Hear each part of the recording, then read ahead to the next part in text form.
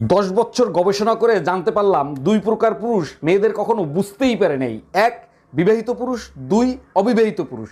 আর যে বুঝতে পারছে সে দরবেশ হয়ে মাজারে মাজারে ঘুরে বেড়াচ্ছে। তোর মনটায় চাইতেছে তোরে কতক্ষণ কেনই তোর গবেষণা বাইরে দিতে। আমার চেহারা যখন এতই খারাপ তা দেখে শুনে একটা নায়িকারে বিয়ে করতে আমারে বিয়ে করছিলা কেন? মা পছন্দ করছে তাই তোমারে বিয়ে করছি, তা নাহলে তোমার মতো মোটা মেয়েরে কে বিয়ে করে? এক মিনিট, আমার ওজন মাত্র 50 কেজি, আমি মোটা হইলাম কোন দিক থেকে? দেখো, আমি তোমার শরীর নিয়ে কথা বলিনি, আমি বলছি তোমার মাথা মোটা।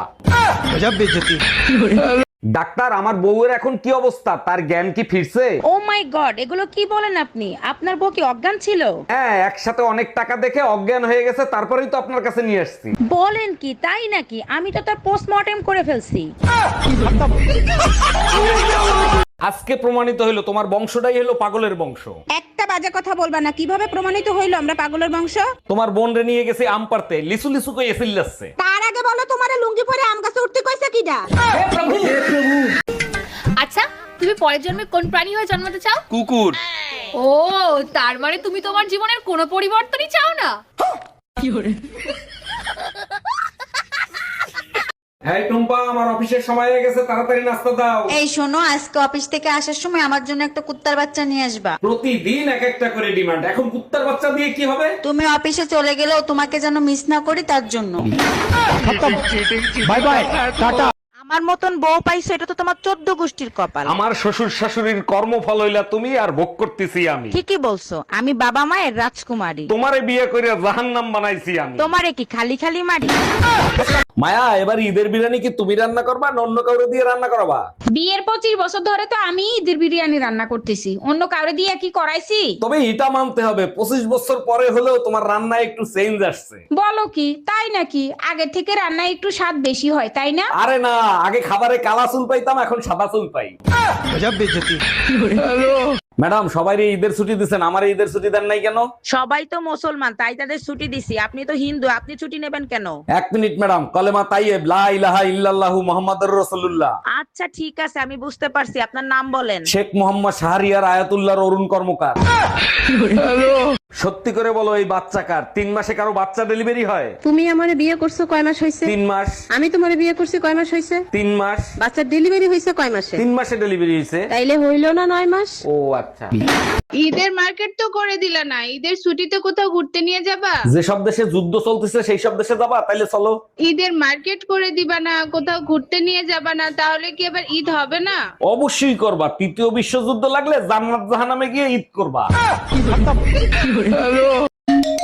বারবার কেন ফোন দিচ্ছ? বলছি না আমি তোমার সংসার আর করবো না। এই কথাটা শোনার জন্যই বারবার ফোন দেই। কোন কথাটা শোনার জন্য? এই যে বলো না তোমার সংসার আর করবো না, শুনলে কলিজাটা জুড়াইয়া যায়। কালকেই আসতেছি মাকে সাথে নিয়ে তোর কলিজায় আগুন ধরাইতে।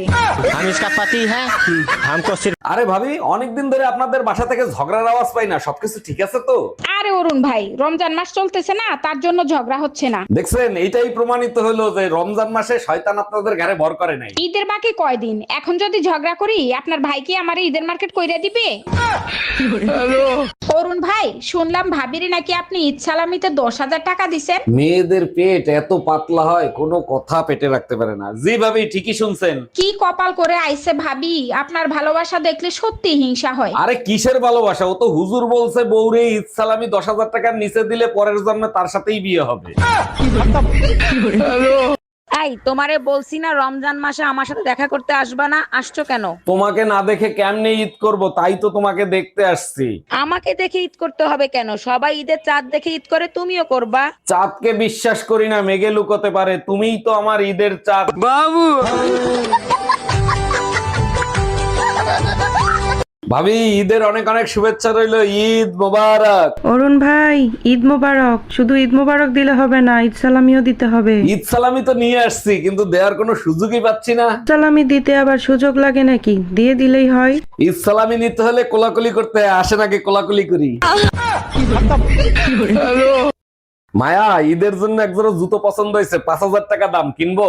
আমার বেলায় 500 টাকার জুতা, আর নিজের বেলায় 5,000 টাকা দামের জুতা। ভালোই পারো। এত কথা বলো কেন? তোমার বাপের টাকায় কিনবো? কিনবো তো নিজের টাকায়, কিনবো কিনা সেটা বলো। লম্বা লেকচার কম মারো, কম দামি জুতা কেন? হাটবা তো সেই আমারই ইশারায়।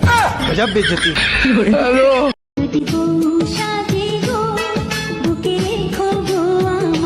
তোর না ঘরে স্বামী সন্তান আছে, তাহলে বউ সাজার শখ জাগে কেন? যার স্বামী সন্তান আছে তার কি কোনো শখ আহ্লাদ থাকতে পারে না? ঘরে বরিশাল্লা বউ আছে, পিডে পাশার চামড়া ছুটে গেলাই দেবে, সোজা রাস্তা মাপ। गजब बेइज्जती। এই শোনো, আমি আর একটা বিয়ে করতে চাই, তোমার অনুমতি লাগবে। তোমার খুশির জন্য আমি সব করতে রাজি, তুমি কাগজ নিয়ে আসো, আমি সই করে দিচ্ছি। তোমার মতো বউ পেয়ে সত্যি আমি ধন্য।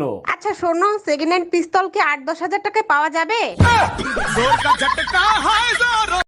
এই যে শুনছেন, জি ভাইয়া, কিছু বলবেন আপনি? আমি আপনার রূপের আগুনে জ্বলে পুড়ে ছাই হতে চাই। ও মাই গড, তাই নাকি? 100%। তাহলে ছাই হয়ে যান, সেই ছাই দিয়ে আমি থালা বাসন মাজবো। আচ্ছা ঠিক আছে।